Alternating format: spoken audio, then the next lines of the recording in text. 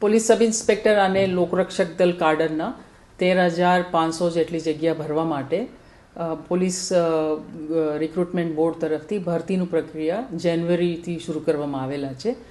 10 લાખ કરતાં વધારે ઉમેદવારોએ આ LRD અને PSI કક્ષાનું વેકેન્સી માટેનું ઉમેદવારો રજીસ્ટર કરેલા છે અને રાજ્યના 15 જેટલી જગ્યાએ એ અલગ અલગ જુદી જુદી જગ્યાએ લોકોની ભરતીની પ્રક્રિયા અત્યારે ચાલુ છે. ભરતી દરમિયાન પોલીસ ફિઝિકલ એન્ડ્યોરન્સ ટેસ્ટ અને ફિઝિકલ સ્ટેન્ડર્ડ ટેસ્ટ એટલે બંને કામગીરી કરવામાં આવી રહેલા છે અને એ દરમિયાન દરેક તબક્કાએ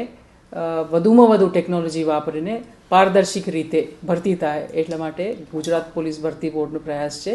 અને 0 એરર અમે ટાર્ગેટ રાખીને દરેક સેન્ટરમાં